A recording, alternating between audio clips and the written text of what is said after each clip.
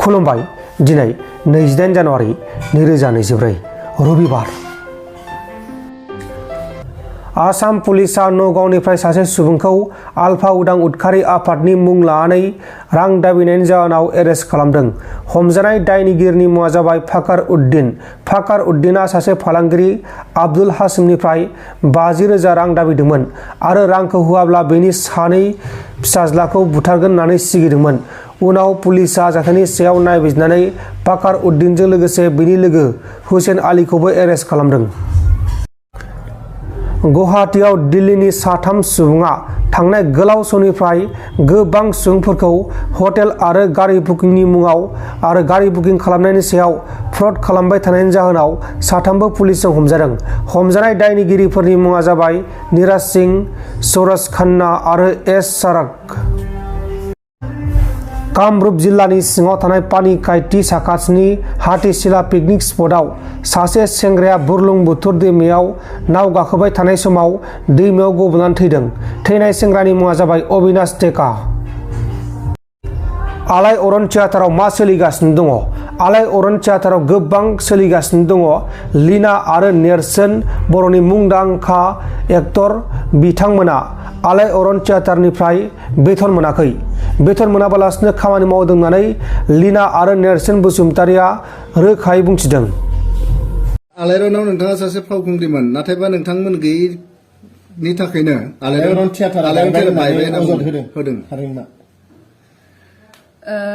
दिनै जोङो आलायअरन थियेटारनिफ्राय फैनायनि जाहोनानो जाहैबाय दिनै जों जितु एग्रिमेन्ट खालामनानै थांदोंमोन बिदि गासैबो जाजोबासै आरो जोंखौ फैदों खारखुमादों आरो फैसा लानानै खारदों, एडभान्स लानानै खारदों बिदि फोसावदों। नाथाय बेबा नंखाय बाथ्रा। जों फैनायनि समाव जोंनि जितु बिगोमा बिथांखौ जोङो खोन्थानानै बा फनाव रायलायनानै फैनाय जादोंमोन आरोना।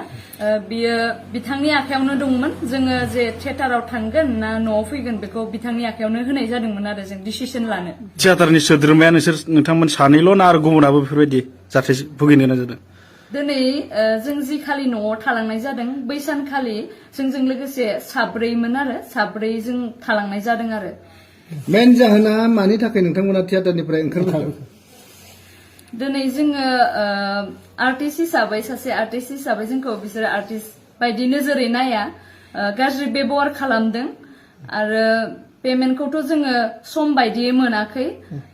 1 मास 2 मास गाहाम जुदि मोनालासिनो थायोबा जों बोरै सोलिनो?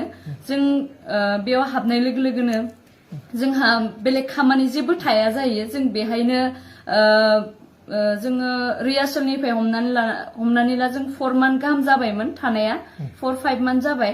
स' जोंहा जेबो बेलेग खामानि गैया, बेलेग इनकाम गैया जायो। जों बोरै सोलिनो?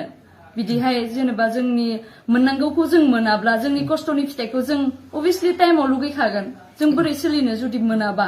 दिनैनि समाव नोंथांनि सिगनेचार गोनां बा नेरसोननि सिगनेचार गोनां मोनसे डाटा देखायदों नोंथांमोननि पेमेन्टआ क्लियार होननानै। बे मा? मोननांगौ पेमेन्टखौ जेरैबायदि एग्रिमेन्ट जादों बेफोरबायदि एग्रिमेन्ट बायदि मोननांगौखौ मोनदोंना मोनाखै नोंसोर? मोननाय जायाखै। बेनिखायनो जों दिनैहाय आयेनजों बिजिरनो नागिरदों आरो। बेसेबांसो गोबावनि पेमेन्ट बेफोरबायदि मोननांगौ थाबोदों?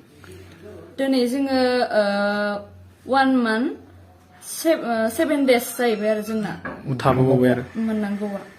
नोंसोर बबे कर्टआव केस होदों बिथांमोनजों? उदालगुरि कर्टआव। नोंथांमोन दिननि खौरांफोरा बेखिनिल'मोन। बेखिनिसिम नायनायनि थाखाय नोंथांमोननिसिम रोजा रोजा साबायखर। गोजोन्थों। एसेनोसै। जय बर' हारिनि।